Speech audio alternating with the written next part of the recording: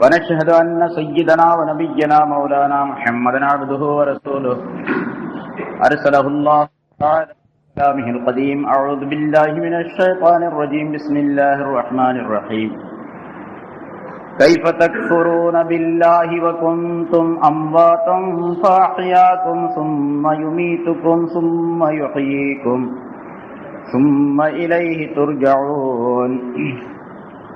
هو الذي خلق لكم ما في الأرض جميعا ثم استوى إلى السماء فسواهن 7 سماوات وهو بكل شيء عليم. صدق الله العظيم. மதிப்பிற்குரிய பெரியோர்களே, சகோதரர்களே, இதற்கு முன்னதாக சொல்லப்பட்ட ஆயத்துகளில் காபிர்களை பற்றி அல்லாஹ் தஆலா சுட்டிக்காட்டி அல்லாஹ் தஆலா சொல்லக்கூடிய சில உதாரணங்களை அவர்கள் பரிகாசமாக சொல்லி காட்டுகின்றார்கள். அதன் மூலமாக அவர்கள் வழி கெடுக்கப்படுகின்றார்கள். அல்லாஹ் தஆலா அவர்களை வழி தவறச் செய்து விடுகின்றான். அத்தகைய மனிதர்கள் அல்லாஹ்விடத்தில் செய்து கொடுத்த உடன்படிக்கையை அவர்கள் முறிப்பவர்களாக ஆகிவிடுகின்றார்கள். எந்த விஷயத்தில் சேர்ந்து வாழும்படியாக அல்லாஹ் தஆலா கட்டளையிட்டு இருக்கின்றானோ அதையும் அவர்கள் உடைத்து விடுகின்றார்கள். இந்த பூமியிலே அவர்கள் குழப்பம் செய்து திரிகின்றார்கள். அவர்கள் நஷ்டவாளர்கள் என்பதாக அல்லாஹ் தஆலா சொல்லி காட்டினார். அதாவது அல்லாஹ் தஆலாவுடைய ஆயத்துக்களை நிராகரித்து அல்லாஹ்வுடைய சட்டங்களை புறக்கணித்து வாழக்கூடியவர்களாக நம்ம மக்கள் ஆகிவிடுகின்றார்கள், இருக்கின்றார்கள் என்று சொல்லி அல்லாஹ் தஆலா அல்லாஹ்வை இவர்கள் எப்படி நிராகரிக்கிறார்கள்? அது மிகப்பெரிய ஆச்சரியமான விஷயம். மனிதன் அல்லாஹ்வை எப்படி நிராகரிக்கின்றான்? ஏனென்று சொன்னால், அவன் மனிதனை படைத்து அவனுக்கு தேவையான எல்லா பொருள்களையும் இந்த உலகத்திலே அமைத்து தந்திருக்கின்றான். அதற்கு தெளிவான அத்தாட்சிகள், ஆதாரங்கள் இந்த உலகம் முழுவதும் நிறைந்திருக்கின்றன. அப்படி இருக்கும் பொழுது இந்த மனிதன் எப்படி அல்லாஹ்வை நிராகரிக்கின்றான் என்று ஆச்சரியத்தோடு ஒரு வினாவை அல்லாஹ் தஆலா தொடுத்து அவன் செய்திருக்கக்கூடிய உபகாரங்களை பற்றி இந்த ஆயத்திலே சொல்லி காட்டுகின்றான். கைஃப தக்ஃபுரூன பில்லாஹ், நீங்கள் எவ்வாறு அல்லாஹ்வை நிராகரிக்கிறீர்கள்? எவ்வாறு அல்லாஹ்வை நிராகரிக்கிறீர்கள்? வகுந்தும் அம்வாத்தன் ஃபாஹியாக்கும், நீங்கள் இறந்தவர்களாக இருந்தீர்கள், பிறகு உங்களை அவன் உயிர்ப்பித்தான். சும்ம யுமீத்துக்கும், பிறகும் உங்களை ஒரு தடவை அவன் மௌத்தாக்குகிறான், இறக்கச் செய்கின்றான், மரணிக்கச் செய்கின்றான். சும்ம யுஹ்யீக்கும், பிறகு ஒரு தடவை உங்களை அவன் உயிர்ப்பிக்கின்றான். சும்ம இலைஹி துர்ஜாஊன், பிறகு அவன் பக்கமே நீங்கள் மீட்டப்படுவீர்கள். இத்தகைய நிலையிலே நீங்கள் எவ்வாறு அல்லாஹ்வை நிராகரிக்கின்றீர்கள் என்று அல்லாஹ் தஆலா கேட்கின்றான் இந்த ஆயத்தில். இது மனிதர்களுக்கு அல்லாஹ் தஆலா செய்திருக்கக்கூடிய பல்வேறு உபகாரங்களை, பல்வேறு பாக்கியங்களை அல்லாஹ் தஆலா இதிலே சுட்டிக்காட்டி, இவ்வளவு பாக்கியங்களை செய்திருக்கக்கூடிய அல்லாஹ்வை நீங்கள் எவ்வாறு நிராகரிக்கின்றீர்கள் என்று கேட்கின்றார். அல்லாஹ்வை நிராகரிப்பது என்பது அல்லாஹ்வுடன் வேறொரு தெய்வத்தை வணங்குவது. எப்படி நீங்கள் வணங்குகிறீர்கள்? நிராகரிப்பது என்று சொன்னால், நிராகரிக்கக்கூடியவர்கள் எல்லாம் அவர்கள் என்ன வேலை செய்கின்றார்கள் என்றால், அல்லாஹ்வை தவிர வேறொரு தெய்வத்தை, வேறொரு பொருளை தங்களுக்கு தெய்வமாக, கடவுளாக ஆக்கிக் கொள்ளுகின்றார்கள். எப்படி இப்படி ஆக்கிக் கொள்ளுகின்றார்கள் இவர்கள் என்று அல்லாஹ் தஆலா ஆச்சரியத்தோடு கேட்கின்றார். ஏனென்றால் அதற்குரிய காரணத்தை அல்லாஹ் தஆலா பின்னால் விளக்குகின்றார். எப்படி இவர்கள் நிராகரிக்கின்றார்கள் என்று சொல்லிவிட்டு, இது ஆச்சரியமான விஷயம். ஏனென்றால் அல்லாஹ் தஆலா எப்படிப்பட்டவர் என்றால், நீங்கள் இறந்து விட்டவர்களாக இருந்த நிலையில் உங்களை உயிர்ப்பித்தார். நீங்கள் இறந்து விட்டவர்களாக முதலிலே இருந்தீர்கள். இறந்து விட்டவர்களாக மனிதர்கள் இருந்தார்கள் அப்படிங்கிறதுக்கு பல்வேறு விளக்கங்கள் சொல்லப்பட்டு இருக்கின்றன. இறந்து விட்டவர்களாக இருந்தார்கள் அப்படிங்கிறது, இப்போ மனிதர்கள் எல்லாம் பொதுவாக ஒரு மனிதன் உற்பத்தியாவது முன்னாலும் சில விளக்கங்கள் சொல்லப்பட்டு இருக்கின்றன. நம்முடைய தாயினுடைய வயிற்றில் தந்தையுடைய விந்தின் மூலமாக மனிதன் குழந்தையாக உருவாகின்றான். விந்து அந்த கர்ப்பத்திலே போய் சேருவதற்கு முன்னதாக விந்து எப்படி இருந்தது? மனிதனுடைய நுத்வா, ஆணுடைய நுத்வா எப்படி இருந்தது? ரத்தமாக இருந்தது. ரத்தம் நுத்பாவாக மாறியது. 80 சொட்டு ரத்தங்கள் சேர்ந்தது ஒரு சொட்டு நுத்ஃபா. ஒரு துளி நுத்ஃபா விந்து என்பது 80 சொட்டு ரத்தங்கள் சேர்ந்தது. அதனுடைய சத்து, அதனுடைய சாரமாக ஒரு துளி விந்தாக்கப்பட்டு இருக்கின்றது. சரி, அந்த ரத்தம் எப்படி வந்தது? மனிதன் சாப்பிடக்கூடிய உணவுகள் குடலின் மூலமாக செரிமானமாக்கப்பட்டு அதன் மூலமாக ரத்தம் உருவாகின்றது. எல்லாருக்கும் தெரிஞ்ச விஷயம். சரி, சாப்பிடக்கூடிய அந்த உணவுகள் பல்வேறு வகையான உணவுகளை மனிதன் சாப்பிடுகின்றான். அரிசி உணவு சாப்பிடுகின்றோம், கோதுமை மற்றும் உள்ள பொருள்கள். அதே மாதிரி ஒரு சாப்பாட்டுக்கு அல்லது ரொட்டிக்கு சால்னா என்பதை நாம் தயார் செய்தால் அதிலே நூற்றுக்கணக்கான பொருள்கள் கலந்து இருக்கின்றன. நூற்றுக்கணக்கான பொருள்களுடைய கலவைதான் சால்னா என்பதாக, குழம்பு என்பதாக நாம் சொல்லுகின்றோம். அதாவது மனிதன் அவன் சாப்பிடக்கூடிய பல்வேறு பொருள்கள், நூற்றுக்கணக்கான பொருள்கள் சேர்ந்தது உணவாக மாறுகின்றது. அந்த உணவு உடலுக்குள்ளே சென்ற பின்னால் குடலில் இருக்கக்கூடிய ஒரு அற்புதமான சக்தி, அற்புதமான பொருளின் மூலமாக அந்த உணவுப் பொருளை ரத்தமாக மாற்றக்கூடிய ஒரு நிலையை அல்லாஹ்தால் அமைத்து வைத்திருக்கின்றான். அது மனிதனால் கண்டுபிடிக்கப்பட முடியவில்லை இதுவரைக்கும். மனுஷன் யாராவது ஒரு மிஷினை கண்டுபிடிச்சு சாப்பாட்டெல்லாம் மனுஷன் சாப்பிடுற மாதிரி வாயில போடுற மாதிரி அந்த மிஷின்ல போட்டு அதை சுத்த விட்டு ரத்தமாக வரக்கூடிய மிஷின் இருக்குதா? அப்படி இருந்துச்சுன்னா பிளட் பேங்க் எல்லாம் தேவையில்லை, ரத்த சேமிப்புங்கிறதெல்லாம் தேவையில்லை. அவனே ரத்தத்தை உற்பத்தி பண்ணிக்குவான். அப்படி உற்பத்தி பண்ணாலும் கூட அப்புறம் ஏ பி குரூப் எல்லாம் பிரிக்கிறது வேற கஷ்டம். எல்லா குரூப்பையும் தனித்தனியா அந்த மிஷின்ல இருந்து உற்பத்தி செய்ய முடியாது. இது அல்லாஹ் தஆலாவுடைய மிகப்பெரிய குதிரத்து. 2 பேரும் ஒரே மாதிரி உணவு தான் சாப்பிடுறாரு. நம்ம 2 பேரும் ஒரே மாதிரி, இங்க இருக்கக்கூடிய எல்லாருமே ஒரே மாதிரி உணவு சாப்பிடுறோன்னு வச்சுங்க. உள்ளே போன பின்னால அதிலிருந்து உற்பத்தியாகக்கூடிய ரத்தம் மட்டுமா உற்பத்தி ஆகுது? பித்தம் உற்பத்தி ஆகுது, சளி உற்பத்தி ஆகுது, கோழை உற்பத்தி ஆகின்றது, சதை உற்பத்தி ஆகின்றது, எலும்பு உற்பத்தி ஆகின்றது, எலும்பினுடைய மஜ்ஜை அதுக்குள்ள இருக்கக்கூடிய சத்து உற்பத்தி ஆகின்றது, கண்களுக்கு வேண்டிய பார்வை உற்பத்தி ஆகின்றது, காதுகளுக்கு கேள்வி உற்பத்தி ஆகின்றது. சாப்பிடாம இருந்தாலும் காது அடைச்சிக்கும். 4 நாளா சாப்பிடலங்க காதெல்லாம் அடைக்குது அப்படின்னு சொன்னா என்ன அர்த்தம்? சாப்பிடல காது அடைச்சிக்குது. 4 நாள் ஆச்சுங்க சாப்பிட்டு கண்ணெல்லாம் இருண்டு போகுது அப்படின்னு சொல்றான். அப்போ கண்ணெல்லாம் இருட்டா இருக்கு, கண்ணு பார்வை தெரியல சாப்பிடாதனால. இப்ப பார்வை கொடுக்கக்கூடியது அந்த உணவு, கேள்விக்கு சக்தி தரக்கூடியது உணவு. 4 நாள் ஆச்சுங்க சாப்பிட்டு பேசவே முடியல, நாக்கெல்லாம் வரவே மாட்டேங்குது அப்படின்னு சொல்றோம்.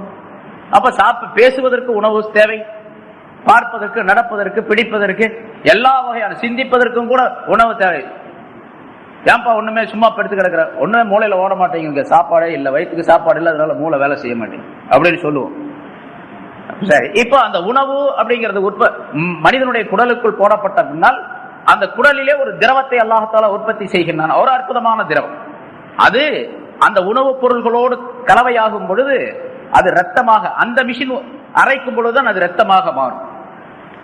இப்ப ரத்தமாவதற்கு முன்னால பல்வேறு பொருள்களாக இருந்தன. அந்த பொருள், அந்த பல்வேறு பொருள்கள், இப்ப அரிசி அல்லது சால்னா, அதுக்கு வேண்டிய கறி, பெரிய மிளகா, புளி, உப்பு, அதுக்கு வேண்டிய எல்லா விதமான சாமான்கள். இந்த சாமான்கள்லாம் முதல்ல எங்க இருந்துச்சு? உணவாக தயாரிக்கப்படுவதற்கு முன்னால. உதாரணமாக ஒரு பிளேட்ல சாப்பாட்டை வச்சு சாப்பிடணும், அரிசி சோறு சாப்பிடணும். அந்த சோறு பருக்கைகளாக, ஒவ்வொரு பருக்கைகளாக பல ஆயிரக்கணக்கான பருக்கைகள் நம்முடைய வாய்க்குள்ள போய் வயிற்றுக்குள்ள போயிடுது. இந்த பல ஆயிரக்கணக்கான பருக்கைகள் சாப்பாட்டுக்கு முன்னால எப்படி இருந்துச்சு? அரிசியா இருந்துச்சு. அரிசிக்கு முன்னால எப்படி இருந்துச்சு? நெல்லா இருந்துச்சு. அந்த நெல் வருவதற்கு முன்னால எப்படி இருந்துச்சு? வயல்ல கதிர்களா இருந்துச்சு. கதிர் முதல்ல எப்படி இருந்துச்சுன்னு கேட்டா ஒண்ணும் இல்லாம வெறும் சாவியா இருந்துச்சு, ஒண்ணும் இல்லாம இருந்தது, எந்த விதமான பொருளும் இல்லாமல் இருந்தது, நசுக்குனா ஒண்ணும் தெரியாது. அதுக்கு பின்னால அது விளைஞ்சு நெல்லாக ஆச்சு. சரி, அந்த நெல்லுடைய அந்த அடி பாகம் இருக்கின்றது, அசல் பாகம், அதனுடைய அந்த கதிர், நெல்லுடைய அந்த கதிர், அது கதிராக உருவாவதற்கு முன்னால என்னவா இருந்துச்சு? அது ஒண்ணும் இல்லாம இருந்துச்சு, எந்த பொருளும் இல்லாம இருந்தது. சரி, மனிதன் சாப்பிடக்கூடிய இந்த உணவு இருக்கின்றதே, நாம ஒரு பிளேட்ல போட்டு சாப்பிடுறோம். சாப்பிடக்கூடிய அந்த உணவுல சால்னா ஊத்துறோம், அதுக்குள்ள நூற்றுக்கணக்கான பொருள்கள் இருக்கின்றன. இந்த பொருள்கள் எல்லாம் எங்கிருந்து வந்துச்சு? இந்த இடத்துல என்னது மேடவாக்கம், இந்த இடத்துல உட்கார்ந்து சாப்பிடுறோம். சாப்பிடக்கூடிய இந்த பொருள்கள் இந்த பகுதியிலிருந்து சம்பாதிக்கப்பட்ட பொருள் அல்லது, உலகத்தினுடைய பல்வேறு பகுதிகளிலே அணுக்களாக, அணு துகள்களாக இருந்த பல்வேறு பொருள்கள் ஒன்றாக சேர்ந்து உணவாக மாறி நம்ம தட்டையில இங்க உட்கார்ந்து இருக்குது. முன்னால ஒரு கிளாஸ் டீ குடிக்கிறோம்னு வச்சுக்கோங்க, கொஞ்ச நேரத்தில் டீ குடிப்போம். அந்த டீக்குடைய அசல் பொருள்கள்லாம் எங்க இருந்து வந்துச்சு? தேயிலை எங்க மெட்ராஸ்ல விளையுது, எங்கேயோ ஒரு இடத்துல விளைஞ்ச தேயிலை. அதற்கு சத்துக்கள் எங்கிருந்து வந்துச்சு? அது பூமியில இருந்து கிடைச்சிச்சு. பிறகு அது அந்த பூமி எங்க ஒரு சமயம் சிலோன்ல இருந்து விளைஞ்சிருக்கலாம், அல்லது ஊட்டியில இருந்து விளைஞ்சிருக்கலாம், அல்லது இந்த பக்கம் கம்பம் கூடல் ஒரு பக்கம் விளைஞ்சிருக்கலாம். அந்த டீ இலை, அந்த பூமியில இருந்து விளைஞ்ச இலைய கொண்டு வந்து இங்க போட்டு டீ ஆக்கி நம்ம இங்க உட்கார்ந்து குடிக்கிறோம். இப்ப இதெல்லாம் இதற்கு முதல்ல இந்த டீயாக ஆக்கப்படுவதற்கு முன்னால அந்த தேயிலைக்கு முன்னால அது எதுவுமே இல்லாத ஒரு பொருளாக இருந்தது. ஆக நாம் சாப்பிடக்கூடிய பொருள்கள் அசலிலே எதுவுமே இல்லாமல் இருந்தன, ஒரு பொருள் என்று சொல்லப்பட முடியாத நிலையில் இருந்தன. அப்படிப்பட்ட பொருளை எல்லாம் உருவமாக அல்லாஹ்தால் ஆக்கி, அது அரிசி, அப்புறம் சாப்பாடு, அப்புறம் சால்னா, கறி, அதுல ஜீரகம், மிளகு, பருப்பு, வெந்தயம், உப்பு, அப்படி இப்படி எல்லா பொருளையும் உருவமாக ஆக்கி அல்லாஹ்தால ஒரு கலவையாக ஆக்கி அதை மனிதனை சாப்பிட வச்சு சாப்பாட்டில் ரத்தத்தை உண்டாக்கி ரத்தம் நுத்துபாவாக ஆக்கி அந்த நுத்துபா என்ற விந்தாகிறது தந்தையினுடைய முதுகன் தண்டிலே தனிப்படுத்தி வைத்து அதை அல்லாஹ்தால பிறகு அதை தாயினுடைய கர்ப்பத்திலே செலுத்தி தாயினுடைய கர்ப்பத்திலே பல்வேறு வகையான நிலைகளுக்கு பிறகு அல்லாஹ்தால மனிதனாக உற்பத்தி ஆக்கின்றார். இப்ப முதல்ல நீங்க எங்க இருந்தீங்க? நம்ம எங்க இருந்தோம்? எதுவுமே இல்லாத பொருளாக இருந்தோம், மையத்தா இருந்தோம், எதுவுமே இல்லாத மையத்தாக இருந்தோம். இப்ப ஒரு அரிசி அல்ல அரிசிக்கு கீழே இருக்கக்கூடிய அரிசிக்கு அசலாக இருக்கக்கூடிய ஒரு பொருள் அப்படின்னு சொன்னா அதை உயிருள்ள பொருள் அப்படின்னு சொல்ல மாட்டோம், உயிரற்ற பொருளாக இருந்தது. அத அல்லாஹ் சொல்றான், குந்தும் அம்பாத்தன், நீங்கள் மௌத்தானவர்களாக இருந்தீர்கள், வெறும் பிணங்களாக மையத்துகளாக நீங்கள் இருந்தீர்கள். அதாவது எதுவென்று சொல்லப்பட முடியாத ஒரு பொருளாக இருந்தீர்கள். அதை இன்னொரு இடத்துல அல்லாஹ் தஆலா சொல்லும்போது இப்படி சொல்லி காட்டுகின்றான், ஹல்லதா அலல் இன்சானி ஹைலும் மினத் தஹரி லம் யகுன் ஷைஅன் மஸ்கூரா. எதுவென்று கூறப்படாத ஒரு பொருளாக இருந்தானே அந்த மனிதன், தன்னை பற்றி நினைத்து பார்க்கக்கூடிய ஒரு நேரம் வரவில்லையா அப்படின்னு கேட்கிறான் அல்லாஹ் தஆலா. நம்மளே நினைச்சு பார்க்க, நம்ம எப்படி இருந்தோம்? இப்படி எல்லாம் அழகான உடைகளை உடுத்திக்கிட்டு நல்லா பேசிக்கிட்டு சாப்பிட்டுக்கிட்டு சிரிச்சுக்கிட்டு இப்படி எல்லாம் இருக்கிறோம். நான் இல்லாம ஒரு காலம் இருந்தேன்ல, எனக்கு 55 வயசு அப்படின்னு சொன்னா 56 வருஷத்துக்கு முன்னால் நான் எங்க இருந்தேன்? 56 வருஷத்துக்கு முன்னால இந்த உலகத்துல என்ன பொருளா இருந்தேன்? எந்த பொருளாக நான் இருந்தேன்? இந்த பொருளாக நான் இருந்தேன் என்று சொல்லுவதற்கு என்ன பொருளா இருந்தேன்? எந்த பொருளும் இல்லைனா பொருள் என்று சொல்லப்பட முடியாத பொருளாக இருந்தேன். ஒண்ணுமே இல்லை, ஒண்ணுமே இல்லாம இருந்தேன். ஒண்ணுமே இல்லாம இருந்து ஒரு மனிதனாக உன்னை உற்பத்தி செய்து வெளியே கொண்டு வந்து உலா விட்டுருக்கானே, அப்படிப்பட்ட அல்லாஹ்வை நீ எப்படி மறுக்கிற அப்படின்னு கேட்கிறான் அல்லாஹ். கைஃப தக்ஃபுரூன பில்லாஹ், அல்லாஹ்வை நீங்க எப்படி நிராகரிக்கிறீர்கள்? வகுந்தும் அம்வாத்தன், நீங்கள் மௌத்தானவர்களாக இருந்தீர்கள், எந்த பொருள் என்று சொல்லப்பட முடியாத இறந்து விட்டவர்களாக நீங்கள் இருந்தீர்கள். ஃபாஹியாக்கும், உங்களை அல்லாஹ் உயிர்ப்பித்தார். பாருங்க, உயிராக்கி அழகான ஒரு பொம்மை, பேசக்கூடிய பொம்மை. பொம்மை நான் சொன்னா அழகான இந்த மனிதன் என்ற இந்த பொருள் இருக்கின்றது, இது அல்லாஹ் என்ற குயவன் செய்த ஒரு பாண்டம், ஒரு பாத்திரம். இந்த பாத்திரம் எப்படிப்பட்ட பாத்திரம் சொன்னா, உலகத்திலே யாருமே செய்ய முடியாத பாத்திரம், உலகத்திலே எந்த பொருளுக்கும் ஒப்பில்லாத பாத்திரம் மனிதன் என்பவன். உலகத்தில் எந்த பொருளையாவது மனிதனோடு ஒப்பிட முடியுமா? மனிதன் மாதிரி இந்த பொருள் இருக்கின்றது அப்படின்னு. குரங்கு இருக்குது, அந்த குரங்குல மனித குரங்கு இருக்குது, குரங்குல இருந்து வந்துச்சு அப்படிங்கிறா. குரங்கிலிருந்து மனிதன் வந்தான்னு சொல்லக்கூடிய அந்த மனிதனை அவனை பிடிச்சு நீ குரங்கு மாதிரிப்பா அப்படின்னு சொன்னா அவன் ஒத்துக்குவான்? அவனே ஒத்துக்க மாட்டான்.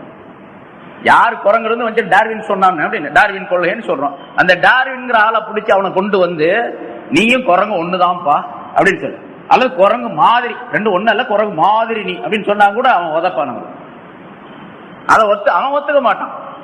ஆக எந்த பொருளை கொண்டும் மனிதனை ஒப்பிட முடியாது. அப்படிப்பட்ட அற்புதமான ஒரு பிராணியாக, ஒரு பொருளாக அல்லாஹ் தஆலா மனிதனை படைத்திருக்கிறான். அதை நினைவு கூறும்படியாக அல்லாஹ் தஆலா சொல்லி காட்டுகின்றான், வகுந்தும் அம்வாத்தன், நீங்கள் இறந்து விட்டவர்களாக இருந்தீர்கள், ஃபாஹியாக்கும், உங்களை அவன் உயிர்ப்பித்தானே, அப்படிப்பட்ட ரப்பை, அப்படிப்பட்ட அல்லாஹ்வை நீங்கள் எப்படி நிராகரிக்கிறீர்கள்?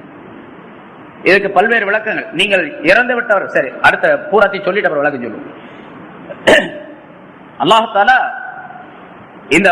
இந்த வார்த்தையின் மூலமாக பின்னால வேற சொல்றான், இந்த நீங்கள் மௌத்தானவர்கள் இறந்து விட்டவர்களாக இருந்தீர்கள், உங்களை உயிர்ப்பித்தான் அப்படிங்கிற சொல்றதுலயே ஆயிரக்கணக்கான நிஅமத்துகளை உள்ளடக்கி, ஆயிரக்கணக்கான பாக்கியங்களை உள்ளடக்கி அல்லாஹ் தஆலா சொல்லுகிறான். இப்ப பாருங்க, நம்ம முன்னால சொன்னபடி நம்ம மனுஷனா இருக்கிறோம், எவ்வளவு அழகா நான் பேசுறேன், எவ்வளவு அழகா நீங்க கேட்கறீங்க, எவ்வளவு அழகா நம்ம தொழுதும் அல்லாஹ் தஆலா, எப்படியெல்லாம் நம்ம உடலை அல்லாஹ் தஆலா படைச்சிருக்கிறான். ஒரே மரம் மாதிரி அப்படியே நிக்க ஒரே நிலையாக இல்லாமல் குனியறது, நிமிர்றது, பாக்கிறது, தலையாசிக்கிறது, திருப்புறது, அந்த பக்கம் இந்த பக்கம் பின்னால முன்னால எல்லாம் பார்க்க. ஒரு மரம் பாக்குது, அப்படி மரம் எல்லாத்தையும் இப்படி சுத்தி சுத்தி பார்க்க முடியுமா? அது பார்க்க முடியாது.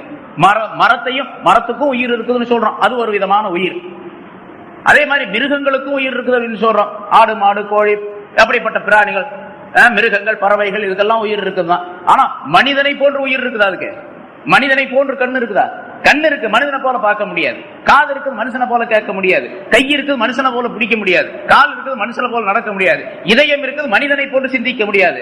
மூளை இருக்குது, மனிதனை போன்று அந்த இயக்கம் கிடையாது. எல்லாத்துக்கும் மூளை இருக்கு, ஆட்டுக்கும் மூளை இருக்குது, அதை வாங்கி சாப்பிடுறோம். அதே மாதிரி தான் மூளை மனுஷனுக்கு 1600 கிராம்ல இருந்து 1400 கிராம் வரைக்கும் ஒரு ஆணுடைய மூளை, ஆணுக்குரிய மூளையுடைய அளவு இருக்குது. ஆனா ஆட்டுக்கும் அதே மாதிரி மூளை இருக்குது, 1 கிலோ 1/2 கிலோ 3/4 கிலோ இருக்குது. ஆனா அந்த மூளை இந்த மூளை ஒண்ணா? எவ்வளவு அற்புதமாக மனிதனை அல்லாஹ் உற்பத்தி செய்திருக்கின்றான் அப்படிங்கறத சிந்தித்து பார்க்கும்படியாக அல்லாஹ் சொல்லுகின்றான். இந்த 2 வார்த்தைக்குள்ளேயே பல ஆயிரக்கணக்கான நியாமத்துகள் உங்களுக்கு கொடுக்கப்பட்டு இருக்கின்றன. அதை நீங்கள் சிந்தித்து பார்த்து செயல்பட வேண்டும், மறுக்க கூடாது, அல்லாஹ் மறுக்க கூடாது என்று அல்லாஹ் சொல்லுகின்றான். குந்தம் அம்வாத்தன், நீங்கள் ஆரம்ப கட்டத்தில் இறந்து விட்டவர்களாக இருந்தீர்கள், பிறகு உங்களை அல்லாஹ் உயிர்ப்பித்தான். இன்னும் சில விளக்கங்கள் அதுக்கு பின்னால சொல்லுவோம். சும்மா யுமீத்துக்கும், பிறகு உங்களை மௌத்தாக்கினார். இந்த உலகத்துல முதல்ல ஒண்ணுமில்லாம இருந்தீங்க, அப்புறம் உயிர் கொடுத்தான். இந்த உலகத்துல உங்களுக்கு ஒரு குறிப்பிட்ட காலம் வரைக்கும் வாழ்க்கையை கொடுத்தான், ஹயாத்தை கொடுத்தான். ஹயாத்துக்கு பின்னாலும் அப்புறம் மௌத்து. சும்மா யுமீத்துக்கும், பிறகு உங்களை அவன் மௌத்தாக்கினார். உங்களுடைய தவணை முடிந்த நேரத்தில் உங்களை மௌத்தாக்குகின்றான். சும்மா யுஹ்யீக்கும், பிறகு உங்களை உயிர்ப்பிக்கின்றான். அப்புறம் ஒரு தடவை அது கியாமத் நாள்ல கேள்வி கணக்கு கேட்கப்படுவதற்காக வேண்டி உயிர்ப்பிக்கின்றான். சும்மா இலைஹி துர்ஜஊன், அப்படி உயிர்ப்பிச்சு சும்மா விட்டுறதல்ல. அப்புறம் 2வது உயிர்ப்பித்தல் அப்படின்னு வரும்பொழுது அவன் சன்னிதானத்தில் கொண்டு போய் எல்லாத்தையும் நிறுத்துவான். சும்மா இலைஹி துர்ஜஊன், பிறகு அவன் பக்கமே நீங்கள் மீட்டப்படுவீர்கள். அவன் முன்னால போய் நின்று ஆகணும் கண்டிப்பா. இந்த உலகத்துல நீங்கள் ஹயாத்தா இருக்கும்போது என்னென்ன செஞ்சீங்களோ, முதல் ஹயாத்துல, முதல் வாழ்க்கையுடைய ஜீவியத்திலே நீங்கள் என்னென்ன செய்தீர்களோ அதை 2வது ஜீவியத்திலே நீங்கள் கண்டிப்பாக சொல்லியாக வேண்டும். 2வது ஜீவியம், முதல் ஹயாத்துல, இப்ப இருக்கிறது இந்த முதல் ஹயாத், இந்த ஹயாத்துல நாம் என்னென்ன செய்தோமோ அதையெல்லாம் அணுவணுவாக அதற்கு பதில் சொல்லியாக வேண்டும் 2வது ஹயாத்துல என்று அல்லாஹ் சொல்லி காட்டி என்கிட்ட வந்துதான் ஆகணும். எந்த மனிதரும் எந்த பொருளும் எந்த சக்தியும் எனக்கு முன்னால் வந்து நிக்காம போக முடியாது, எவரும் என்னை விட்டு தப்பிக்க முடியாது என்பதை அல்லாஹ் சொல்லிக்க. அந்த நேரத்தில் இந்த ஹயாத்துல, இந்த முதல் ஹயாத்தில் நீங்கள் என்னென்ன செய்தீர்களோ அதற்குரிய கூலி எல்லாம் உங்களிடத்துல நான் வாங்குவேன். மற்ற வேற கருத்தையும் அல்லாஹ் சொல்றேன். இதுல அல்லாஹ் மனிதனுக்கு கொடுக்கப்பட்ட ரூஹை பிரதானமாக குறிப்பிடுகின்றான். மனிதனுக்கு ரூஹ் கொடுக்கப்பட்டு இருக்கின்றது. நம்ம ஒண்ணுமே இல்லாம இருந்தோம், அப்புறம் நுத்துஃபாவாக ஆனோம். பல்வேறு பிரச்சனைக்கு பொருள்களுக்கு பின்னால விந்துவாக, அந்த விந்து தாயினுடைய கர்ப்பத்தில போனது. தாயினுடைய கர்ப்பத்தில சுமார் ஒரு 4 மாசம் வரைக்கும் எந்த விதமான அசைவில்லாத, சலனம் இல்லாத, உயிரற்ற ஒரு பொருளாகவே அது கிடந்தது. முதல்ல நுத்துஃபாவாக இருந்து ஒரு 40 நாள், பிறகு 2வது 40 நாள் அல்லாஹ் சொல்லுகின்றான் சும்ம அலகத்தன், அந்த நுத்துஃபாவை அலகாவாக, இரத்த கட்டியாக, குழகுழப்பான ஒரு சதை பிண்டமாக நாம் உண்டாக்கினோம் என்று சொல்லுகின்றான்.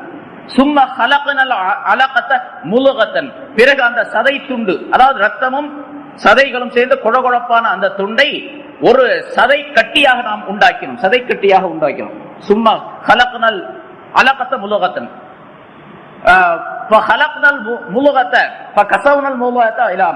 அதாவது அதற்கு பிறகு அந்த சதை துண்டுக்கு எலும்புகளை நாம் அணிவித்தோம் என்று அல்லாஹ் வரிசையாக அதை பற்றி சொல்லி காட்டுகின்றான். ஆக மனிதனுடைய உற்பத்தி மிக அற்புதமானது. இப்ப அந்த உயிரில்லாத அந்த பொருளுக்கு ஒரு 4 மாதங்கள் கழித்த உடனே, 40 தினங்கள் கழிந்த உடனே 4வது மாதத்தினுடைய கடைசியிலே அல்லாஹ் ரூஹை செலுத்துகின்றான். அல்லாஹ் அந்த ரூஹை செலுத்துவதை பற்றி சொல்லும் பொழுது என்னுடைய ரூஹை ஊதினேன் என்று அல்லாஹ் சொல்லுகின்றார். ரூஹ் என்பது அல்லாஹ் தாலாவிடத்திலிருந்து அவனுடைய கட்டளை படிக்க வந்த ரூஹ், அதனை நான் ஊதினேன் என்பதாக அல்லாஹ் சொல்லி காட்டி, ஒன்றுமில்லாத, அசைவில்லாத, எந்த விதமான சலனம் இல்லாத அந்த பொருளை சலனமாக கூடிய, அசையக்கூடிய ஒரு பொருளாக உண்டாக்கினான் அல்லாஹ். 4 மாசத்துக்கு பின்னால பார்த்தா தாயினுடைய வயிற்றுல கைய வச்சு பார்த்தா உள்ள இருக்கிற குழந்தை உதைக்கும், அது குத்தும், உள்ள இருக்கும்போது எல்லா வேலையும் செய்யும். இப்ப அந்த தாய்க்கு அப்போ உணர்வு தெரிகின்றது, குழந்தைக்கு உயிர் வந்து விட்டது அப்படிங்கறது காணக்கூடிய ஒரு சூழ்நிலை. ராத்திரிக்கு படுப்பா, அந்த நேரத்தில் எந்த விதமான சலனம் இல்லாம இருக்கும். 4வது மாதம் என்று வைத்துக் கொண்டால் காலையில் எழுந்தவுடன் ஒரு விதமான ஊசாட்டம் வயிற்றுக்குள்ள தெரியும். அந்த குழந்தை அசைவது தெரியும், ஆடுவது தெரியும், கையால காலால உதைக்கிறது தெரியும், எல்லா விதமான உணர்ச்சிகளும் தெரியும். இப்ப அந்த அப்படி அந்த ஆடக்கூடிய, அந்த குழந்தை உதைக்கக்கூடிய, அந்த குழந்தை துள்ளக்கூடிய நிலை இருக்கின்றதே, அது தாய்க்கு சிரமமாக இருக்காது. அல்லாஹ் தஆலா ஒரு அற்புதமான நிலையை ஆக்கி வச்சிருக்கிறான். அந்த தாய்க்கு அது இன்பமாக இருக்கணும். அப்படி ஆடக்கூடிய நிலை, மாறக்கூடிய நிலை, அது துள்ளக்கூடிய நிலையெல்லாம் தாய்க்கு இன்பமாக அல்லாஹ் தஆலா ஆக்கி வச்சிருக்கிறார். பெரிய அற்புதம் அல்லாஹ் தஆலாவுடைய பெரிய பெரிய குத்ரத். அல்லாஹ் தஆலா தன்னுடைய ரூஹை அந்த குழந்தைக்கு செலுத்தி அதன் மூலமாக உயிர் உள்ள பொருளாக அதனை ஆக்குகின்றார். பிறகு அது முழுமை வடிவம் பெற்றதாக வெளியே வருவதற்கு பல்வேறு விதமான காலங்களை, பல்வேறு விதமான பருவங்களை அல்லாஹ் தஆலா ஆக்கி வைத்து ஒரு குறிப்பிட்ட காலம் வந்த பின்னால் சுமார் 10 மாதம், அதாவது 9 மாதத்தினுடைய கடைசி பகுதியிலே அல்லாஹ் தஆலா அந்த குழந்தையை வெளிவர செய்கின்றார். அல்லாஹ் தஆலா குர்ஆனில் அதை சொல்லும் பொழுது மிக அற்புதமாக சொல்லி காட்டுகின்றான். இந்த மனிதன் இருக்கின்றான், இவன் தான் எப்படி வெளியே வந்தான், எந்த வழியிலிருந்து வெளியே வந்தான் என்று சிந்தித்து பார்க்க வேண்டாமா என்று அல்லாஹ் தஆலா சொல்லுகின்றான். அபசவத்தவல்லா என்ற அந்த சூறாவினுடைய பகுதியில் அல்லாஹ் தஆலா சொல்லி காட்டுகின்றான் மனிதனுடைய பிறப்பை பற்றி. அந்த பிறப்பதற்காக, மனிதன் பிறப்பதற்காக, அந்த குழந்தை பிறப்பதற்காக வேண்டி தாயினுடைய அந்த வழியை மிக எளிதாக ஆக்கி கொடுத்த அந்த தன்மைகளை எல்லாம் அல்லாஹ் தஆலா சுட்டி காட்டுகின்றான். இப்படியெல்லாம் பல்வேறு விதமான நியாமத்துகளுக்கு பின்னால் உங்களை ஒரு உயிர் பொருளாக அல்லாஹ் தஆலா இந்த வெளியே உலகத்திற்கு கொண்டு வந்திருக்கின்றானே, நீங்கள் எப்படி அப்படிப்பட்ட அல்லாஹ்வை நிராகரிக்கின்றீர்கள் என்று அல்லாஹ் தஆலா கேட்கின்றான். இதுல 2 மௌத் 2 ஹயாத், அதை அல்லாஹ் தஆலா சுட்டி காட்டுகிறான். குந்தும் அம்வாத்தன் ஃபஹயாக்கும், நீங்கள் மௌத்தானவர்களாக இருந்தீர்கள், உங்களை அவன் உயிர்ப்பித்தான். சும்ம யுமீத்துக்கும் சும்ம யுஹ்யீக்கும், பிறகு அவன் உங்களை மௌத்தாக்கினான், பிறகு உங்களை ஹயாத் ஆக்கினான். 2 மௌத் 2 ஹயாத் சொல்லி காட்டுகின்றான். இந்த முதல் மௌத்து அப்படிங்கிறது, இப்ப நான் முதல்ல சொன்னபடி நம்ம எந்த பொருளும் இல்லாமல் இருந்தோம், அதாவது மையத்தை போன்று இருந்தோம். கர்ப்பத்தில் அல்லாஹ் தஆலா அந்த நுத்ஃபாவை செலுத்தி உயிர் கொடுத்தான். இது ஒரு உயிர், இது ஒரு ஹயாத். அதாவது முதல்ல மௌத்தானவர்களாக இருந்தோம், இந்த உலகத்துல இப்ப ஹயாத்தானவர்களா இருக்கிறோம். பிறகு ஒரு காலம் வரும், ஒரு 50-60 வருஷத்துக்கு பின்னால, அவன் குறிப்பிட்ட காலத்திற்கு பின்னால மறுபடியும் மௌத்தாகிறோம். அப்புறம் திரும்ப அல்லாஹ் தஆலா கியாமத் நாள்ல கேள்வி கணக்குக்காக வேண்டி எழுப்புகின்றான். அது ஒரு ஹயாத். 2 மௌத் 2 ஹயாத். இவ்வளவு தெரிஞ்சு போச்சா? இதுல வேறு வேறு பல விளக்கங்கள் சொல்லப்பட்டு இருக்கின்றன. இந்த முதல் மௌத் என்பது, இப்ப நான் சொன்னது முதல்ல ஒரு கருத்து, என்ன எந்த பொருளும் இல்லாமல் இருந்தோம் அப்படி சொன்னா மௌத்தா இருந்தோம் அப்படின்னு அர்த்தம். சரி, இன்னொரு கருத்து என்ன கேட்டா, முதல் மௌத் அப்படிங்கிறது ஆலமுல் அர்வாஹ் என்று சொல்லப்படக்கூடிய உலகத்தில், அதாவது நம்ம உயிர் அணுக்களாக நாம் இருந்தோம். ஒரு காலத்துல உயிர் அணுக்களாக இருந்தோம். ஆதம் அலைஹிஸ்ஸலாம் அவர்கள் படைக்கப்படுவதற்கு முன்னதாகவே இந்த உலகத்திலே எத்தனை மனிதர்கள் தோன்றுவார்களோ அவர்கள் அனைவரையும் அணுக்களாக, சின்ன சின்ன அணுக்களாக அல்லாஹ் தஆலா தயார் செய்து விட்டான், உற்பத்தி செய்துட்டான். நம்ம எல்லாம் அணுக்களாக இருந்தோம். அணுக்கள் அப்படின்னு சொன்னா, இப்ப உலகத்துல ஆதம் அலைஹிஸ்ஸலாத்திலிருந்து முதல் மனிதனில் இருந்து கடைசி கியாமத் நாள் வரைக்கும் எத்தனை கோடி மனிதர்கள் உற்பத்தி ஆவார்களோ அத்தனை பேரையும் அல்லாஹ் தஆலா ஒவ்வொரு சின்ன சின்ன அணுக்களாக ஆக்கி வைத்தான் என்று சொன்னால், இந்த ஒரு கையில அடக்கி விடலாம் அத்தனை பேரையும். அந்த அணுக்கள் பூரா எவ்வளவு இருக்கும்? இந்த கைக்குள்ள இருக்கும். அவ்வளவு ஒரு பிடி என்று சொன்னால், ஒரு பிடிக்குள்ள இந்த உலகத்தினுடைய மனிதர்கள் எல்லாம் அடக்கப்படுவார். நான் முன்னாலே சொல்லியிருக்கிறேன், ஒரு அணுங்கிறது எவ்வளவு பெருசு அப்படின்னு கேட்டா, ஒரு அதாவது உருப்பெருக்கி, அந்த உருவத்தை பெருக்கி காட்டக்கூடிய மைக்ரோஸ்கோப் இருக்குது. அதுல ஒரு அணுவை பெருக்கிறார். 1,00,000 தடவை அதிகமாக அதனை பெருக்கி பார்த்தால், ஒரு அணுவை 1,00,000 தடவை அதிகமாக பெருக்கி பார்த்தால், ஒரு எள்ளுடைய, ஒரு சின்ன எள்ளுடைய அளவு இருக்குது. எள்ளு இருக்கின்றதே, நல்லெண்ணெய் எடுக்கிற மாதிரி எள்ளு, அந்த எள்ளுடைய அளவு, ஒரு சின்ன எள்ளுடைய அளவு தான் 1,00,000 தடவை ஒரு அணுவை பெருக்கி பார்க்கக்கூடிய அளவு இருக்கும். இதை இன்னொரு விதமா விளக்கம் சொல்ல போனா, ஒரு குண்டூசி இருக்குது பாருங்க, அந்த குண்டூசியினுடைய கொண்டை, அதனுடைய மேல் பகுதியில சுமார் 36 லட்சம் அணுக்களை அதுல வைக்கலாம். ஒரு குண்டூசியினுடைய கொண்டையின் மீது எத்தனை லட்சத்தை வைக்கலாம்? எத்தனை லட்சம் அணுக்கள் இருக்கும்?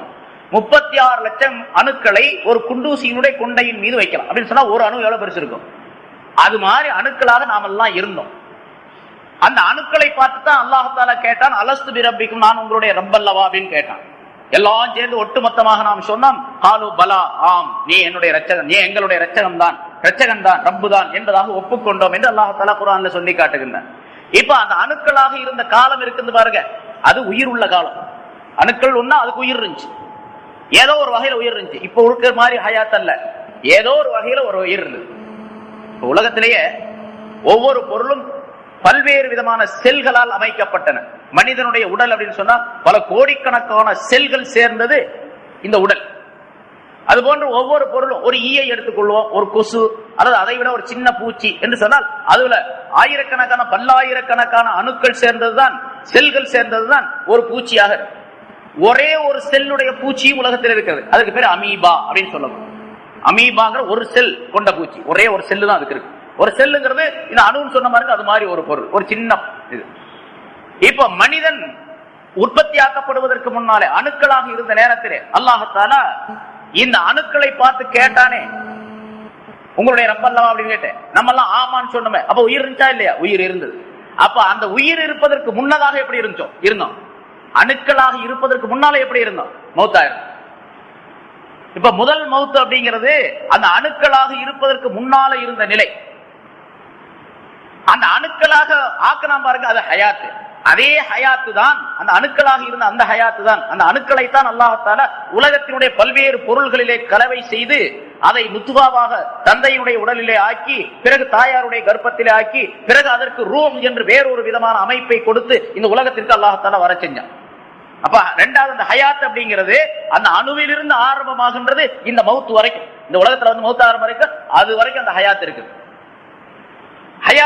அந்த ஹயாத்துக்கு முன்னால் உள்ள மௌத் என்பது அணுக்களாக இருப்பதற்கு முன்னால் உள்ள நிலை, அணுக்களாக இருப்பதற்குள்ள முன்னால் உள்ள நிலை. இரண்டாவது உள்ள ஹயாத்துங்கிறது இந்த மௌத் வரைக்கும்.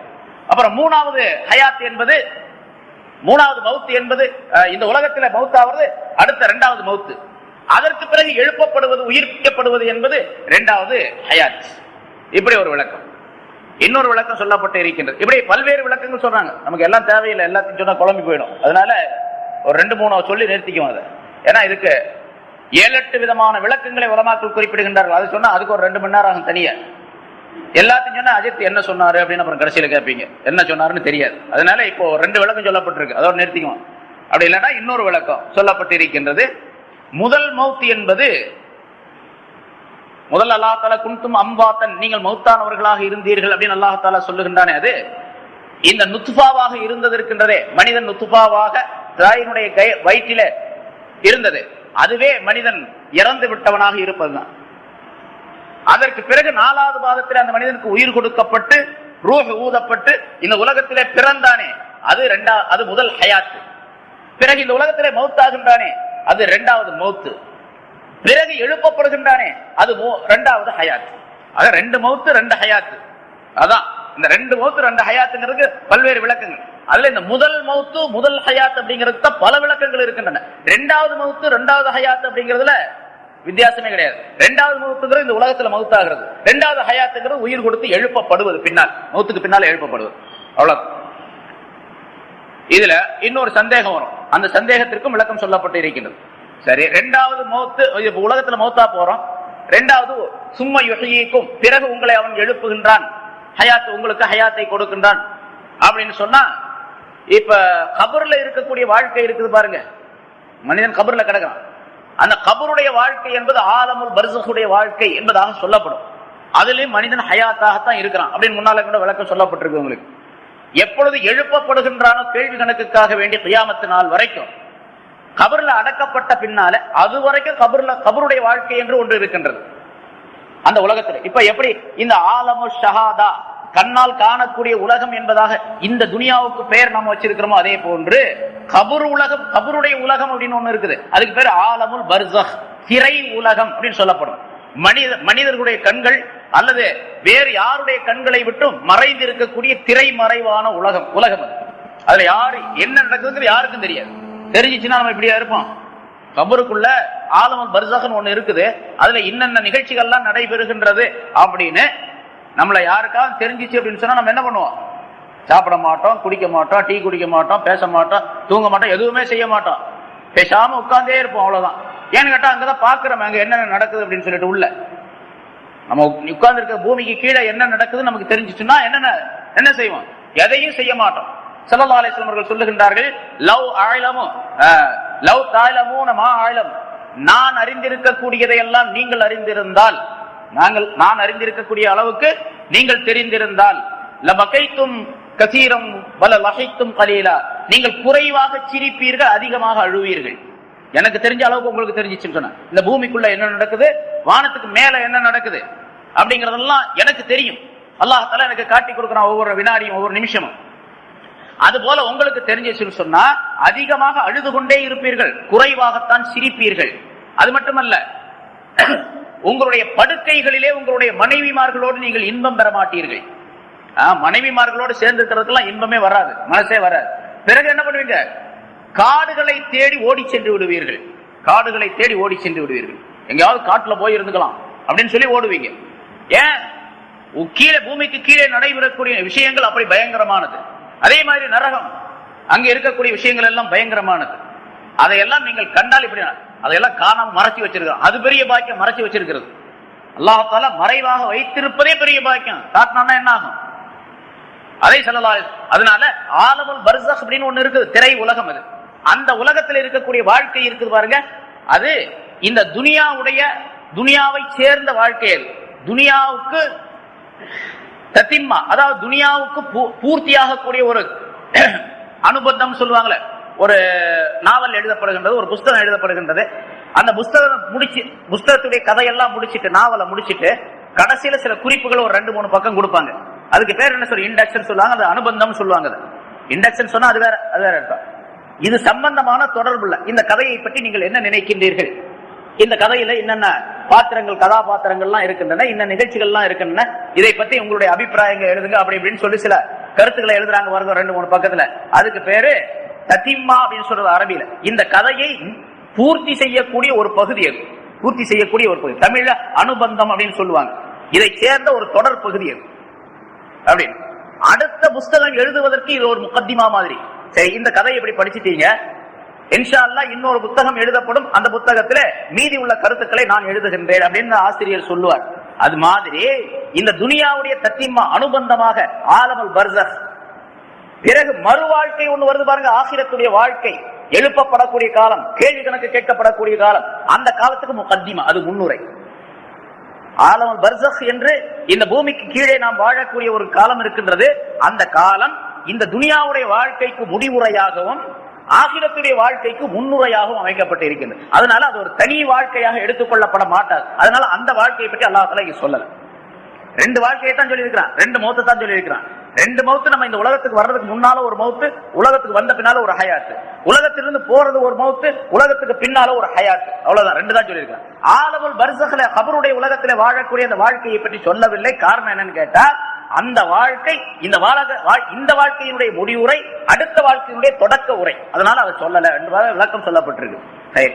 எங்க இப்படி பல்வேறு விளக்கங்கள். இதெல்லாம் அல்லாஹ் தஆலா கியாமத் நாள்ல மனுஷனே சொல்லுவானா, ரப்பனா, அல்லாஹ் தஆலா குர்ஆன்ல வேற ஒரு இடத்துல சொல்லி காட்டுகின்றார், ரப்பனா அமத்த நஸ்னத்தைனி வஹயைத நஸ்னத்தைனி, எங்களுடைய ரப்பே, எங்களை நீ 2 தடவை மௌத்தாக்கினாய், 2 தடவை ஹயாத்தாக்கினாய் அப்படின்னு சொல்லுவாங்க.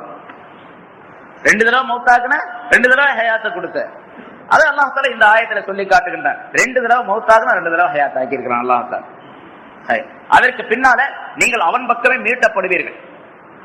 இந்த ஹயாத் இருக்கின்றதே, முதல் மௌத்துக்கு பின்னால், அது நாம் ஒன்றுமே இல்லாமல் இருந்து பிறகு அல்லாஹ் தஆலா இந்த ஹயாத்தை கொடுத்திருக்கின்றானே, கொடுத்திருக்கக்கூடிய இந்த ஹயாத், ஹயாத்துங்கிறது எதற்கு சொல்லப்படுவது?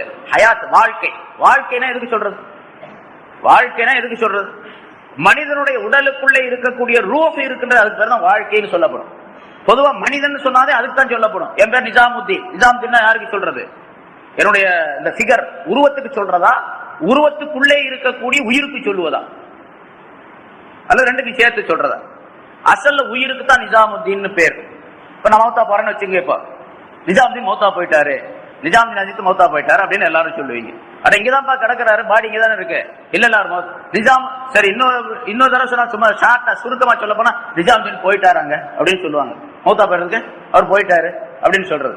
நிஜாமுத்தீன் போலங்க, இங்கதாங்க பாடி கிடக்குது, இன்னும் எடுக்கல அப்படின்னு சொன்னா, அட இல்லங்க மௌத்தா போயிட்டாரு அவரு. மௌத்தா எங்க போனாரு, மௌத்து எங்க போச்சு அப்படின்னு கேட்டா, ரூஹ் எங்க போச்சு அதுக்கு பேர் தான் நிஜாமுத்தீன். யாரு? அந்த ரூஹுக்கு பேர் தான் நிஜாமுத்தீன். அந்த நிஜாமுத்தீன்கிற ரூஹுக்கு அடையாளமாக இந்த பாடி இருந்துச்சு, இந்த கூட்டுக்குள்ள அந்த ரூஹ் இருந்துச்சு. பிறகு இந்த ரூஹ் அல்லாஹ் தஆலா கழட்டி எடுத்துட்டு போயிட்டான். அது வேற ஒரு கூட்டுக்குள்ள கொண்டு போய் போடுவான் அல்லாஹ் தஆலா, வேறொரு பாடிக்குள்ள செலுத்துவான் அல்லாஹ் தஆலா. அதே மாதிரி ஆலமுல் பர்ஸக்ல இருக்கும் பொழுதும் வேறொரு உடல் தான் இருக்கு, வேறொரு விதமான உடல். அது எப்படின்னு தெரியாது நமக்கு, போனா தான் தெரியும், பார்த்தா தான் தெரியும், அனுபவிச்சா தான் தெரியும். அதே மாதிரி பின்னால சொர்க்கத்துக்கோ நரகத்துக்கோ, சொர்க்கத்துக்கு தான் போவோம், நரகத்துக்கு வேண்டாம், சொர்க்கத்துக்கு போவோம். அந்த சொர்க்கத்துல இருக்கக்கூடிய நேரத்துல நமக்கு ஒரு ஃபிகர், ஒரு உருவம் இருக்கும். அது எப்படி இருக்குன்னு சொல்ல முடியாது. இந்த மாதிரி உருவம்லாம் அல்ல. இப்ப அணுக்களால் ஆக்கப்பட்ட உருவம் சொல்றோம் பாருங்க, செல்களால் பல்லாயிரக்கணக்கான செல்கள். இந்த செல்லுகள்லாம் அங்க கிடையாது. அங்க தூசிகள் இருக்காது, அங்க காற்று தேவையில்லை, அங்க வெளிச்சம் தேவையில்லை, சூரியன் சந்திரன் தேவையில்லை, தண்ணீர் தேவையில்லை. ஆனா எல்லாம் இருக்கும். சூரியன் சந்திரன் இல்லாமலே வெளிச்சம் இருக்கும், தண்ணீரும் இருக்கும். தண்ணீருக்கு பதிலா தண்ணீர் மாதிரி பாலாறு, தேனாறு, மதுவாறு எல்லாம் ஓடிக்கிட்டு இருக்கும் அப்படின்லாம் சொல்லப்படுகின்றது. எல்லாம் முன்னால சொல்லி இருக்கிறோம். எப்படி ஒரு மாறுபட்ட உலகம் அது. அந்த உலகத்திற்கு எந்த பாடி தேவை அந்த பாடி அல்லாஹ் தஆலா உற்பத்தி செய்வான். அந்த பாடிக்குள்ள இந்த ரூஹை அல்லாஹ் தஆலா நுழைய வேண்டும். ஸல்லல்லாஹு அலைஹி வஸல்லம் ஷுஹதாக்களை பற்றி சொல்லுகின்ற, போரிலே இறந்து விட்டவர்களை பற்றி சொல்லுகின்றார்கள். அல்லாஹ் தஆலா ஸல்லல்லாஹு அலைஹி வஸல்லம் சொல்லி காட்டுகின்றார்கள், அவர்களுடைய உயிர்கள் ஒரு பசுமையான பறவையுடைய உடலுக்குள்ளே அவர்களுடைய ரூஹ் நுழைவிக்கப்படும். பசுமையான பறவை, ஒரு பறவை, கிளிய போல பச்சை பறவைன்னு வச்சுங்க, பச்சை கிளி, அதனுடைய உடலுக்குள்ளே இவருடைய ரூஹ் செலுத்தப்படும். அது சொர்க்கத்தினுடைய சோலைகளிலே அது விரும்பிய இடமெல்லாம் சுற்றி திரியும் இன்பமாகும். எல்லா நேரங்களிலும் சொர்க்கத்தினுடைய எல்லா சோலைகளிலும் எந்த இடத்துக்கு, இந்த இடத்துக்கு போகணும், இந்த இடத்துக்கு போகக்கூடாது அப்படிங்கிற தடையெல்லாம் கிடையாது. எல்லா இடத்திலும் இன்பமாக சுற்றி திரியும் என்பதாக அந்த பறவையை பற்றிய சுஹதாக்களுடைய ரூஹை பற்றி ஸல்லல்லாஹு அலைஹி வஸல்லம் சொல்லி காட்டுகின்றார்கள். அப்படிப்பட்ட ஒரு அது எல்லாம் சொர்க்கமெல்லாம் சுத்தி போட்டு அரிசிக்கு கீழே அதற்கு ஒரு கூண்டு இருக்கும். பறவைக்கு, அதாவது கிளிக்கு ஒரு கூண்டு கட்டி கூண்டு வச்சு அதுக்குள்ள வச்சிருக்கிற பாருங்க, அது மாதிரி அரிசிக்கு கீழே ஒரு கூண்டு தொங்கும். அந்த கூண்டுல போய் அடைக்கலம் ஆகும் அப்படின்லாம் வர சொல்றாங்க. அது எப்படி இருக்கும் அப்படின்னு போய் பார்த்தா தான் தெரியும், எவ்வளவு இன்பமா இருக்கும், எவ்வளவு அழகா இருக்கும் அப்படிங்கறதெல்லாம் பின்னாலதான் தெரியும். அப்படிப்பட்ட ரூஹை அல்லாஹ் தஆலா இந்த மனிதனுடைய உடலுக்குள்ள கொடுத்திருக்கான், வச்சிருக்கான்.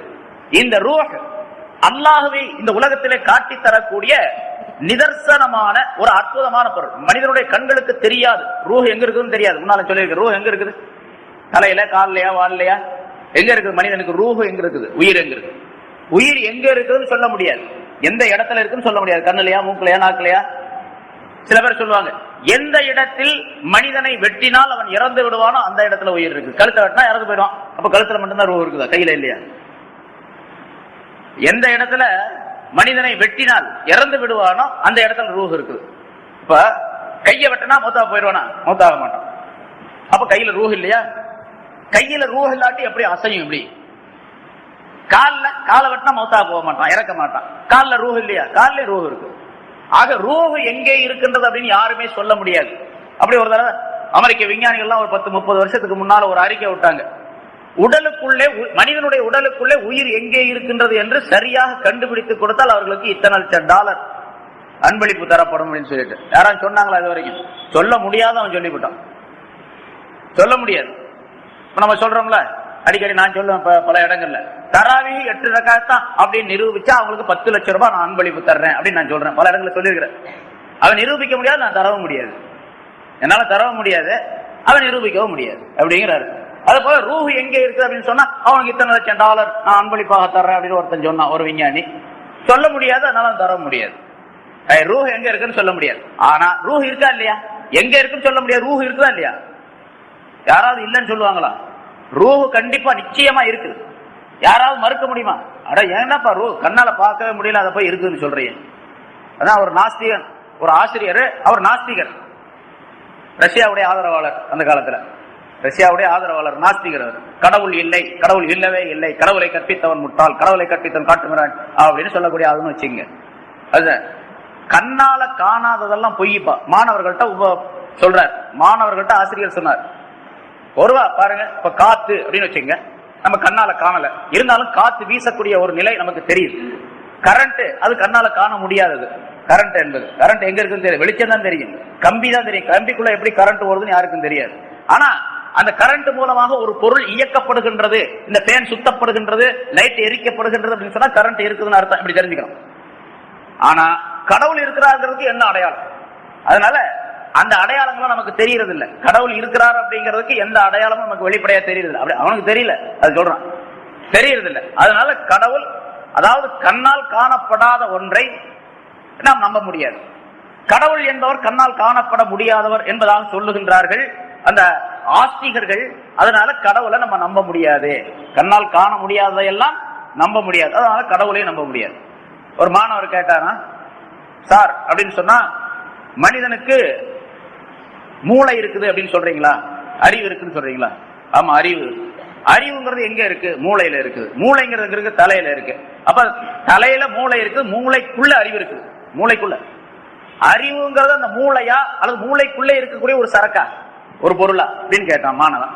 அவங்க கொஞ்சம் விவரமான மாணவன் பொருள். மூளைக்குள்ள உள்ள ஒரு பொருளுக்கு தான். மூளைக்குள்ள உள்ள ஒரு பொருள் அறிவு அப்படின்னு சொல்றீங்க பாருங்க, அது எங்க இருக்குது? கண்ணால காண முடியுமா? காண முடியாது. அப்போ உங்க மூளைக்குள்ள, சார் உங்க மூளைக்குள்ள அறிவு இருக்குன்னு சொல்றீங்க. ஆமா, அறிவு எங்க இருக்குது? கண்ணால காட்ட முடியும்? காட்ட முடியாது. அப்ப கண்ணால காட்ட முடியாத ஒன்று உங்களுக்கு இல்லைன்னு நான் சொல்றேன் அப்படின்னு நான். உங்களுக்கு அறிவு இல்லைன்னு சொல்றேன், காட்டுங்க பார்க்கலாம் கண்ணால அப்படின்னு நான். அவரு இந்த மாதிரிலாம் பேசக்கூடாது அப்படின்னு சொல்லிட்டு முடிச்சுக்கிட்டாரு கதையை. அது மாதிரி ரூஹ் என்பது காட்ட முடியாத ஒன்று. எப்படி இருக்குது? அது கருப்பா, சிவப்பா, நீளமா, குட்டையா, அது எப்படி அகலமா இருக்கா, குண்டா இருக்கா அப்படிங்கறதெல்லாம் சொல்ல முடியாது. அதனால இந்த ரூஹுங்கிறது 10 வகையான விஷயங்களிலே அல்லாஹுக்கு ஒப்பானதாக இருக்கின்றது. பாருங்க, ரூஹுங்கிறது எத்தனை இருக்கு? உடலுக்குள்ள எத்தனை ரூஹ் இருக்குங்க? ஒரு உடல்ல ஒரு ரூஹு தான் இருக்கு, ஒரு உயிர் தான் இருக்குது உடலுக்குள்ள. இந்த ஆலம் என்ற பிரபஞ்சம், அல்லாஹ்வை தவிர மீதி உள்ள எல்லா சர்க்கிள், எல்லா வட்டமும் சேர்ந்து, எல்லா பொருளும் சேர்ந்து ஆலம் அப்படின்னு சொல்லப்படும். இந்த ஆலம் என்பது இந்த உடலை போன்று, அல்லாஹ் என்பவன் உயிரை போன்று, உடலுக்குள்ளே இருக்கக்கூடிய உயிரை போன்று, அல்லாஹ் என்பவன் உயிரை போன்று. இந்த ஆலம் என்ற பிரபஞ்சம் இயங்குவதற்கு, இந்த உடல் என்பது இயங்குவதற்கு, அதாவது என்னுடைய நாக்கு பேசுவதற்கு, கண்கள் பார்ப்பதற்கு, காது கேட்பதற்கு, கை அசைவதற்கு, கால்கள் நடப்பதற்கு, என்ன பிற உறுப்புகள் எல்லாம் அசைவதற்கு, இயக்கம் பெறுவதற்கு ரூஹ் கட்டாயம். ரூஹ் வெளியே போச்சுன்னா ஒன்னும் பார்க்காது. கண்ணு இருக்கும், பார்க்க முடியாது. காது இருக்கும், கேட்க முடியாது. கை இருக்கும், அசைக்க முடியாது. நாக்கு இருக்கும், பேச முடியாது. மூளை இருக்கும், சிந்திக்க முடியாது. இதயம் இருக்கும், துடிக்காது. கால் வேலை செய்யாது. ரூஹ் இருக்கிறதுனால தான் எல்லாமே நடக்குது, எல்லாமே செய்யுது. அதே போல அல்லாஹ் என்ற ரூஹ் இருப்பதின் காரணமாக தான் இந்த ஆலம் என்ற பிரபஞ்சம் இயங்கிக் கொண்டிருக்கின்றது. சூரியன் பிரகாசிக்கின்றது, சந்திரன் ஒளி தருகின்றது, நட்சத்திரங்கள் மின்னுகின்றன, வானங்கள் இயங்குகின்றன, இந்த கோலங்கள் ரவுண்ட் அடிக்கின்றன, சுத்துகின்றன. இதுவெல்லாம் மழை பெய்கின்றது, பூமி விளைகின்றது, மரங்கள் செழிக்கின்றன, மரங்கள் பயிர் பச்சைகள் விளைகின்றன, காய்கறிகள் எல்லாம் விளைகின்றன, பழங்கள் கனிகின்றன. எல்லா இயக்கமும் அல்லாஹ் என்ற ரூஹ் இருப்பதின் காரணமாக. ஆலம் என்பது பாடி, அல்லாஹ் என்பவன் உயிர். இந்த ஆலத்தை சேர்ந்தவன் அல்ல அல்லாஹ். அல்லாஹ் வேற, ஆலம் வேறு. அதே மாதிரி பாடி வேறு, இந்த உடல் வேறு, உயிர் வேறு. உயிரும் உடலும் ஒன்றல்ல, உயிர் வேறு, உடல் வேறு. இதே போல சரி, உடலுக்குள்ள எத்தனை உயிர் இருக்குது? ஒரு உயிர் இருக்கு. அதே போல ஆலத்துக்குள்ள எத்தனை உயிர் அல்லாஹ் இருக்கிறான்? ஒரே அல்லாஹ். ஒரே அல்லாஹ்வை காட்டி தருவதற்கு தான் ஒரே உயிரை மனிதனுடைய உடலுக்குள்ள வச்சிருக்கான். இறந்து போனா அடுத்த உயிரை கொண்டு இவன் பிழைக்க முடியாது. ஒரு உயிர் தான், முடிஞ்சு போச்சு கதை. சரி, அடுத்ததாக இந்த உயிர் மனிதனுடைய ஐம்புலன்களால், கண்ணால் பார்த்து, காதால் கேட்டு, கையால் தொட்டு, மூக்கால் நுகர்ந்து அல்லது நாவால் சுவைத்து, இந்த ஐம்புலன்களால் அறியக்கூடிய, 5 சுவைகளால் உணரக்கூடிய பொருளாக இருக்கின்றதா? எதனாலும் உணர முடியாது. பார்த்து கேட்டு எதனாலும் தெரிய முடியாது உயிர். அதே போன்று அல்லாஹ் தஆலாவும் எதனாலும் உணரும். கண்ணால பார்த்து தெரிய முடியாது, காதால கேட்டு தெரிய முடியாது, நாக்கால சுவைச்சு தெரிய முடியாது, கையால பொட்டு விட்டு பார்க்க முடியாது. எந்த வகையிலும் அல்லாஹ்வை உணரவே முடியாது. ரூஹுக்கு அல்லாஹ் தஆலாவுக்கு ஒற்றுமை. சரி, இந்த ரூஹ் இருக்கின்றதே, உடலுக்குள்ள இருக்கக்கூடிய ரூஹ் கருப்பா, சிவப்பா, நெட்டையா, குட்டையா, பெருசா, சின்னதா, எப்படி இருக்குது? எப்படி இருக்குன்னு தெரியாது. ரூஹ் இருக்குது, அது நிச்சயம், அது யாரும் மறுக்க முடியாது. அதே மாதிரி ஆலம் என்ற பிரபஞ்சத்தை இயக்கக்கூடிய அல்லாஹ் இருக்கான். கருப்பா, சிவப்பா, நெட்டையா, குட்டையா, அகலமா, குள்ளமா அப்படிங்கறதெல்லாம் யாரும் சொல்ல முடியாது. யாரும் சொல்ல முடியாது. கண்டவர் விண்டவர் இல்லை, விண்டவர் கண்டவர் இல்லை அப்படின்னு சொல்லுவாங்க. பார்த்தவங்க சொல்ல முடியாது, சொன்னவங்க பார்க்க முடியாது. பார்த்தது இல்லை அப்படின்னாரு. ஸல்லல்லாஹு அலைஹி வஸல்லம் பார்த்தாங்க, ரசூலுல்லாஹி ஸல்லல்லாஹு அலைஹி வஸல்லம் பார்த்ததாக வருது. ஆனா எப்படி பார்த்தாங்க அப்படிங்கறது ரசூலுல்லாஹே சொல்லல. அல்லாஹ்வை பார்த்தேன் அப்படின்னு தான் சொல்றாங்க. சில நேரங்கள்ல கனவுல அல்லாஹ்வை பார்த்ததாக ரசூலுல்லாஹி ஸல்லல்லாஹு அலைஹி வஸல்லம் சொல்றாங்க. ரஅய்து ரப்பி ஃபீ அஹ்ஸனி சூரா, என்னுடைய ரப்பை நான் அழகான வடிவத்தில் பார்த்தேன் அப்படின்னு சொல்றாங்க. அவ்வளவுதான், அழகான வடிவத்தில் பார்த்தேன். எவ்வளவு அழகுங்க அப்படின்னு யாரும் கேட்கவும் இல்லை, ஸல்லல்லாஹு அலைஹி வஸல்லம் சொல்லவும் இல்லை. சரி, அத பார்த்தவங்க சொல்லணும். இப்ப கருப்பா, சிவப்பா அப்படிங்கறத அல்லாஹ்வை சொல்ல முடியாது. அதே போன்று ரூஹ் என்பது என்ன தன்மை உடையது? அது என்னென்ன சிபத்துகள் அதிலே பொதிந்து இருக்கின்றன?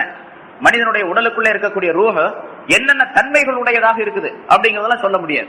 அதே போன்று அல்லாஹ் என்னென்ன தன்மைகள் உடையவனா இருக்கிறான் அப்படின்னு சொல்லிட்டு நேரடியாக மனிதன் பார்த்து தெரிஞ்சு கொள்ள முடியாது. ரூஹ் பார்த்து தெரிஞ்சு கொள்ள முடியாது. அதே மாதிரி அதையும் அல்லாஹ்வையும் பார்த்து தெரிந்து கொள்ள முடியாது.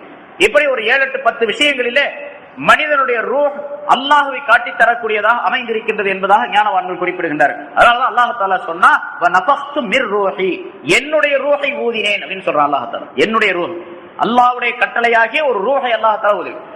என்னைக்கு அல்லாஹ் தஆலா உடலுக்குள்ள ரூஹை செலுத்தினானோ அன்றிலிருந்து அதற்கு பிறகு எப்பொழுதுமே அந்த ரூஹுக்கு அழிவு கிடையாது.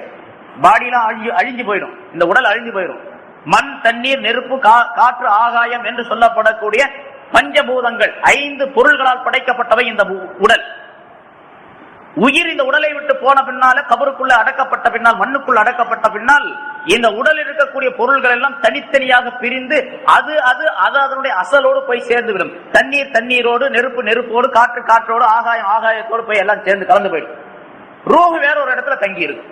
எந்த இடத்துல அல்லாஹ் தஆலா தங்கி இருக்குமாறு ஏற்பாடு செய்திருக்குன்னு அங்க இருக்கும். அது எங்க இருக்குன்னு கேட்காதீங்க. அது எப்படி இருக்கும், இடம் எப்படி இருக்கும், தப்பி போய் ஓடி போயிடுமா 43 பேர் ஓடின மாதிரி அப்படின்லாம் கேட்க, அதெல்லாம் ஓட முடியாது. எங்க இருக்கணுமோ அங்க இருக்கும். அல்லாஹ் தஆலா எப்படி வச்சிருப்பானோ அப்படி வச்சிருப்போம். ஒரு காலம் வரும், நேரம் வரும்,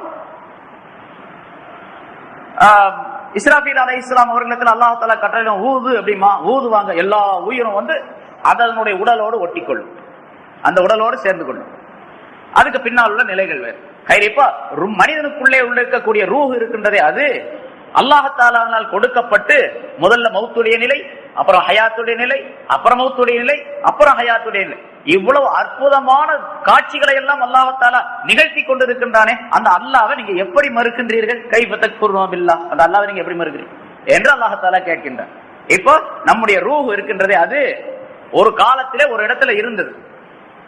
அது அசல் ஊர், அதுக்கு அந்த ரூஹுக்கு அசல் ஊர் அதுதான். இந்த துனியா இருக்குதே, இது இரவல் ஊர்.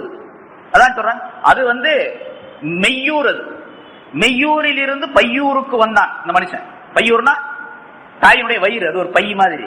பையூருக்கு வந்தான், மெய்யூரில் இருந்து பையூருக்கு வந்தான். பையூரில் இருந்து பொய்யூருக்கு வந்தான். இது பொய்யான ஊர், இது உலகம். பொய்யூரில் இருந்து திரும்பவும் மெய்யூருக்கு அவன் செல்வான். திரும்ப ஒரு தடவை மெய்யான ஊர், உண்மையான ஊருக்கு செல்வான். அப்ப ஸல்லல்லாஹு அலைஹி வஸல்லம் சொல்லக்கூடிய ஒரு அரபில ஒரு பழமொழி, குல்லு ஷைஇன் யர்ஜிஉ இலா அஸலிஹி, ஒவ்வொரு பொருளும் அதனுடைய அசலோடு போய் சேர்ந்து விடும் அப்படிங்கிறது. இயற்கையாகவே பொருள், எந்த பொருளா இருந்தாலும் சரி, ஒவ்வொரு பொருளும் அதனுடைய அசலோடு போய் சேர்ந்து விடும். இப்ப மனிதனுடைய உடல், உயிர் 2 இருக்குது. உடலுக்கு அசல் என்னன்னு கேட்டா மண், தண்ணீர், நெருப்பு, காற்று என்பது உடலுக்கு அசல். அது அதோடு போய் சேர்ந்து அந்த மண்ணுக்குள்ள புதைச்ச உடனே உயிர் இருக்குது. அதுக்கு அசல் எங்க இருக்குது? அது ஆலமுல் அர்வாஹில் இருக்கக்கூடிய அங்க போய் சேர்ந்துடும். இவ்வளவுலாம் அற்புதமா உங்களை படைச்சு எவ்வளவு அழகா உங்களை உலக விட்டுருக்கணும் அல்லாஹ் தஆலா, அற்புதமான வாழ்க்கையை கொடுத்திருக்கான். எப்படிப்பா மறுக்கிறீங்க நீங்க? கைஃப தக்ஃபுரூன பில்லாஹ், அல்லாஹ்வை நீங்கள் எப்படி மறுக்கின்றீர்கள் என்று அல்லாஹ் தஆலா தன்னுடைய நியாமத்துகளை, மனிதனுடைய படைப்பை பற்றி சுட்டிக்காட்டி வினா விடுக்கின்றான். அல்லாஹ் தஆலா கேள்வி கேட்கின்ற, எப்படி மறுக்கின்றீர்கள்? நீங்க மறுக்கிறது மிகப்பெரிய அநியாயம் அப்படிங்கிற சொல்றான் அல்லாஹ் தஆலா. அதாவது எந்த மனிதரும் அல்லாஹ்வை மறுக்க முடியாது. முன்னால காபிர்களை பற்றி அல்லாஹ் தஆலா சொல்லி காட்டி அவர்களுக்குரிய நிலைகளை எல்லாம் அல்லாஹ் குறிப்பிட்டு, காபிர்கள் யார் நிராகரித்துக் கொண்டிருக்கின்றார்களோ அவர்களை எல்லாம் அல்லாஹ் தஆலா வழி கெடுப்பான் என்பதாக சொல்லிவிட்டு, நீங்க சிந்திச்சு பாருங்க, நீங்க எப்படி நிராகரிக்கிறீங்க, பெரிய ஆச்சரியமா இருக்குது என்று அல்லாஹ் தஆலா கேட்கின்றார். ஆகவே இந்த ஆயத்தின் மூலமாக மூமினான மனிதர்கள் படிப்பினை பெற வேண்டும், நல்ல விளக்கம் உள்ளவர்களாக ஆக வேண்டும். அல்லாஹ்வை பற்றி எப்படி தெரிய வேண்டுமோ அப்படி தெரிந்து, எந்த அளவுக்கு தெரிய வேண்டுமோ அந்த அளவுக்கு தெரிந்து அவனை வணங்கி வாழ்த்தக்கூடிய தன்மை உடையவர்களாக இருக்க வேண்டும் என்பதை அல்லாஹ் தஆலா சுட்டிக்காட்டுகின்றான். அத்தகைய நல்ல பாக்கியங்களை, பண்புகளை நம் அனைவருக்கும் அல்லாஹ் தஆலா தந்தருள்வானாக. வாஹிரு தஅவானா அல்ஹம்துலில்லாஹி ரப்பில் ஆலமீன்.